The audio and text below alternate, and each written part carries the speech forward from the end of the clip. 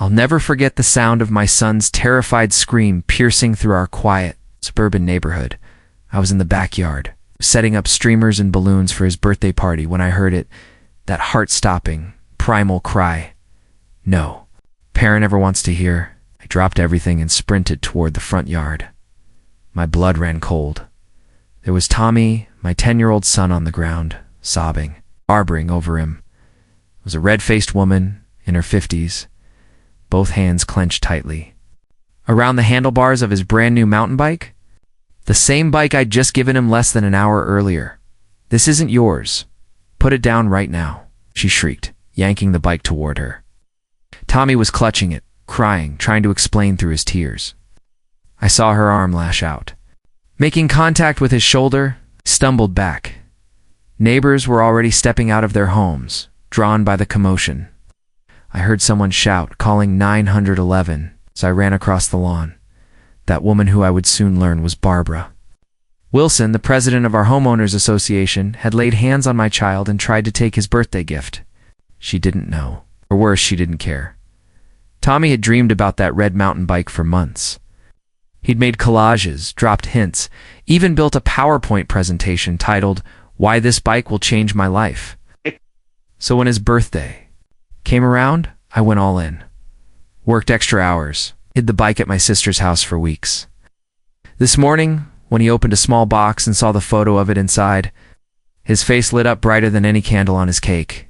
We brought the bike out. Front, while prepping for the party, Tommy begged for a quick ride up and down the street. I told him to stay in view. That's when Barbara must have spotted him and jumped to wild conclusions. "Ma'am, take your hands off my son and his bike," I said, trying to keep my voice steady. Inside, I was shaking with fury. She spun around, eyes blazing. "Your son? This bike?" "I don't think so. The Millers down the block just reported a stolen bike that looks exactly like this one." I was heading to check on the Thompsons. Illegal garden gnomes. When I caught this little thief red-handed, Tommy looked up at me from the ground, cheeks wet with tears. "Dad, tell her. Tell her it's my birthday. You gave it to me." Before I could speak, Barbara let out a mocking laugh. "Oh, how convenient. Your birthday. $500 bike just appears out of nowhere? That's not how it works. This neighborhood. As rules end, I enforce them." I moved in between them, helping Tommy to his feet. "Barbara, listen to yourself. There are decorations in the yard, wrapping paper in the bin, and I have the receipt for the bike in my wallet. You're way out of line." She jabbed a finger at me. "So now you're teaching him to lie?" Figures I had a bad feeling when your family moved in. Board really should have run better background checks. My heart raced. The crowd had grown. Some neighbors were filming, okay? Others whispered among themselves. I knew people who'd complained about Barbara's iron-fisted, rule-over mailbox paint colors and trash can placement. Tommy gripped my hand, visibly shaken. "I'm confiscating this bike until we verify who it belongs to," Barbara declared, turning to wheel it away. Tommy reached out. "Hey, no, "It's mine." Barbara shoved him again, harder this time. He hit the pavement. That was it. "Don't you dare touch my son," I roared, stepping forward. "What is wrong with you? He's a child." Barbara's face darkened. He was resisting an HOA officer. I have every right to intervene. This is theft, plain and simple. That's when my neighbor, Mrs. Chen, stepped out of the crowd, holding her phone high. "I've been recording this the whole time, Barbara," she said calmly. "You shoved a kid, that's assault." Barbara turned, stunned for a second, then blurted, "I did no such thing." He fell while trying to escape with stolen property. I'm the victim here." Then came the sirens. Barbara's smug grin returned. "Good, finally. Now we'll get the truth." A patrol car pulled up. Out stepped Officer Martinez, someone I recognized from local events. He scanned the crowd.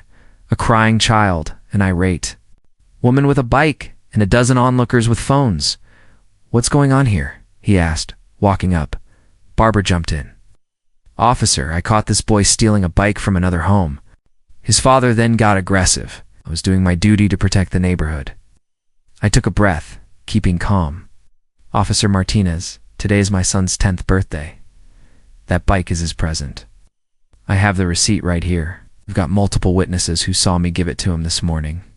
This woman physically assaulted my son, falsely accused him of theft, and tried to take his property. The officer turned to Barbara. Ma'am, did you put your hands on this child? Absolutely not, she snapped. He lost balance while trying to keep the bike. Mrs. Chen stepped up again. Officer, I have it all on video. She handed over the phone. Officer Martinez watched in silence. His frown deepened. I also have the gift receipt, I said, pulling it from my wallet. Purchased 3 weeks ago. Been hiding it at my sister's house for the surprise. Another neighbor called out. I saw him riding it this morning. He was so happy he was jumping up and down. The second officer stepped aside, quietly speaking with Martinez. They nodded. Double quotes, Am? Officer Martinez said, voice firm. Step away from the bicycle. Barbara hesitated, but I'm the HOA president. This is my responsibility. Not anymore, he said. Yeah, we've got eyewitnesses, video proof, and no evidence of any reported theft. What we do have is a physical assault and an attempt to seize property without authority. I knelt beside Tommy. You okay, buddy? He nodded, sniffling. Is she going to take my bike? No, son. That's your bike. No one's taking it. Then I heard the words I didn't expect but fully welcomed. Barbara Wilson, you're under arrest for assault on a minor and attempted theft. Please place your hands behind your back. Gasps rippled through the crowd. Barbara's face turned white. This is insane. You know who I am? I'll sue everyone. As she was escorted into the police car, Tommy turned to me, wide-eyed. Dad, she's getting arrested because of me? I shook my head. No, buddy. She's getting arrested because of her choices. No one, HOA president or not, has the right to hurt you or steal from you. 3 months later, Barbara pleaded guilty to misdemeanor assault and attempted theft. She was fined $5,000, sentenced to 6 months of probation, ordered to attend anger management, and legally barred from coming within 100 feet of our family. She was removed from the HOA board. In an emergency vote the following week, the last I saw her, she was loading boxes into a moving truck. She caught my eye from across the street. For a brief moment, she froze, humiliation written across her face. Then, without a word, she turned and slammed her front door. Tommy still rides that bike every chance he gets, and I still keep the receipt. Do like and subscribe for more amazing stories.